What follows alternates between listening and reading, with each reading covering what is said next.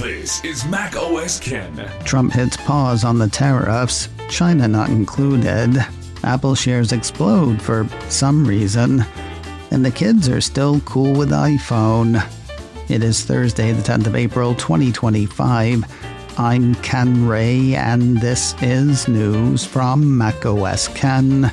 Brought to you by yours truly and supported by people like you, patrons through Patreon. Find out more and add your support at patreon.com/MacOSCan. Once again, I have no idea how to tackle what happened yesterday. According to numbers from USA Today, the S&P 500 was up 9.5% to close at 5456.90. The Dow was up 7.9%, closing at 40,608.45.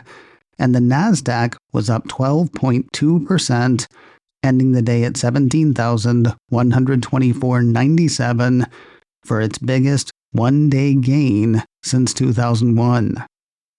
All of that after President Trump said he was pausing reciprocal tariffs on all countries for 90 days while raising China's levy to 125%.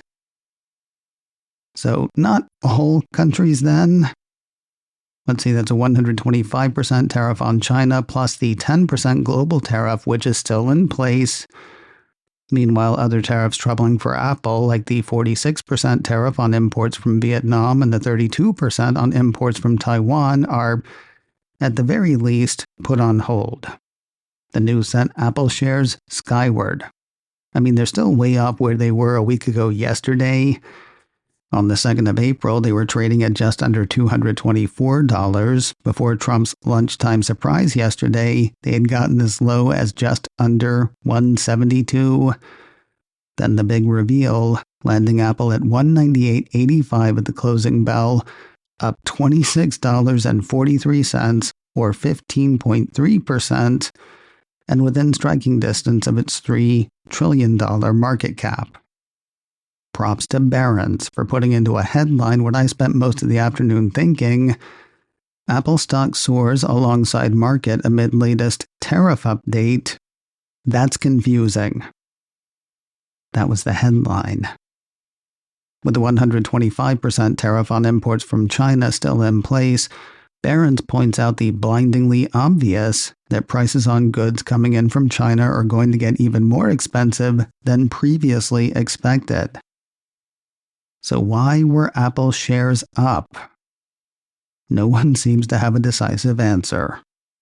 Before Trump's announcement, B of A analyst Wamsi Mohan wrote in a note, while Apple can find labor to assemble iPhones in the U.S., a significant portion of the sub-assemblies would still be manufactured elsewhere, assembled in China, and imported to the U.S.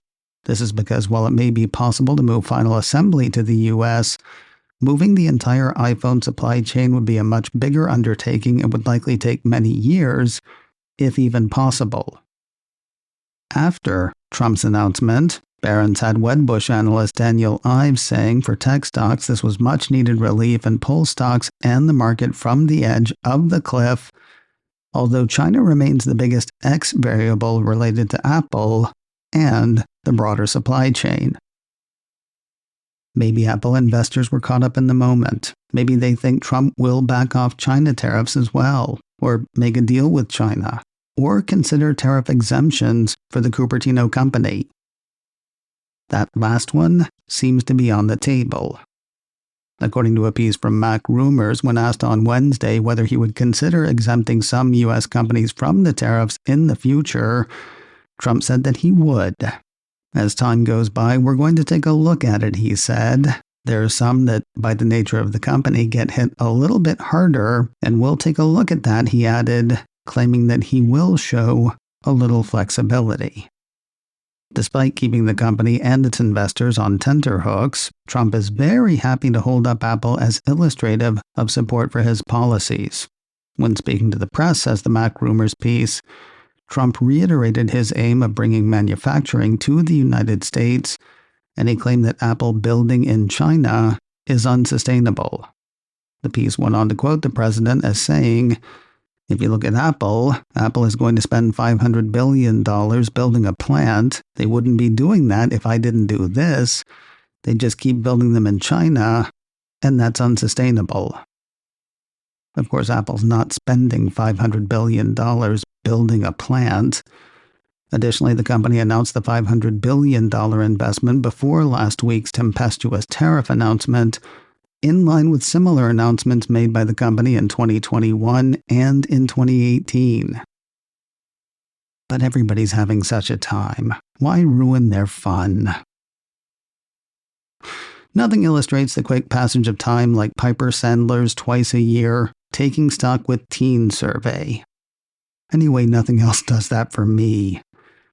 Cult of Mac has the latest, which sees the investment house asking thousands of Americans between the ages of 13 and 19 about the products they own, where they shop, the services they use, and more.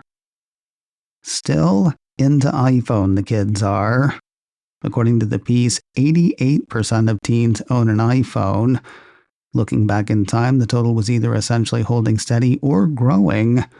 The number of U.S. teens with an iPhone was 87% in 2023, 88% in 2021, and 85% in 2020.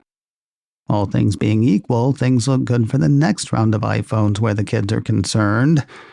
The Piper Sandler peak says 25% of teens expect to upgrade to an iPhone 17, an increase from the 22% who said that in the same survey in autumn of last year. What the kids aren't digging is Apple TV Plus. Of course, they hadn't seen the trailer for Murderbot yet. Have you? Yeah, we'll get to it. The Murderbot trailer aside, the bar is pretty high for whether kids are into Apple TV Plus. The piece says only 1% of teens surveyed watch Apple TV Plus every day. At the other end of the viewing spectrum, Netflix is tops with teens at 31% professing daily viewership, followed by YouTube with 26%. Apple Music is said to do better with teens surveyed. 34% of respondents say they've listened to Cupertino's audio streamer in the last 6 months, while 30% pay for a subscription. That still lags Spotify by a decent amount, though. Cult of Mac indicates that 65% of teens surveyed have listened to that one in the last half a year, while 45% have a paid subscription. Apple's most recent phone is now open to do-it-yourselfers. Apple Insider says folks with an iPhone 16e now have access to tools and instructions on how to repair their phone's display and other components. If you want to say goodbye to Chicagoland's Apple Northbrook, you've got a little over 2 weeks to do it. We had heard back in February that the Northbrook Court Mall location would be closing permanently. At the time, Mac Rumor said North Court was considered to be a dying mall, with lots of other stores having already closed up shop. What we didn't know then was exactly when the Apple store would close, but now we do. Another piece from Mac Rumors has the Apple Northbrook website saying the store is closing on the 26th of April at 7 p.m. Apple has said that affected employees will be able to continue working for the company. We'll wrap the day with a couple of trailers for a couple of series headed to Apple TV+. Vrooming its way in early next month, the Ewan McGregor, Charlie Borman reality series, Long Way Home. Apple TV Plus issued a press release Wednesday teasing the 10-parter. According to that, the series follows the friends as they ride refurbished vintage motorbikes from Ewan's home in Scotland to Charlie's in England. But rather than take the shortest route, they take the long way. It's an adventure that will take them to more than 15 countries through spectacular scenery and along some of the greatest driving roads in the world. They also meet local people, eat local foods, and do local things.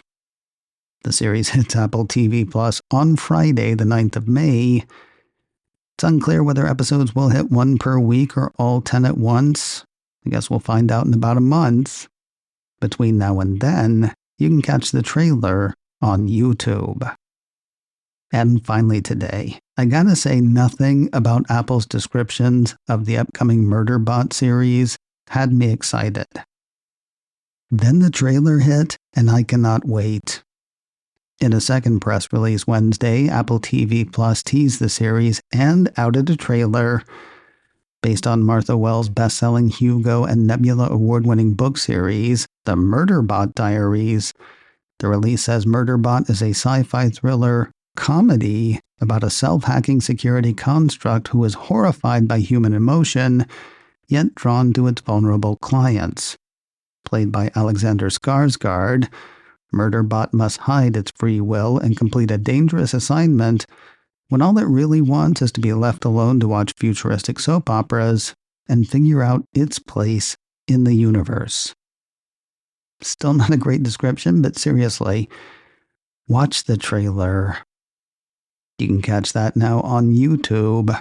The first 2 of 10 episodes hit Apple TV Plus on Friday, the 16th of May.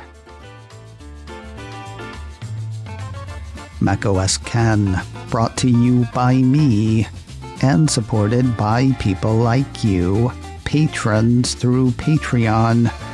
Find out more and add your support at patreon.com/macOSKen.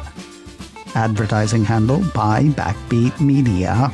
Online at backbeatmedia.com. You can reach me a couple of ways. Info at macosken.com or call 716-780-4080. Until next time, that is news from macOS Ken. I'm Ken Ray.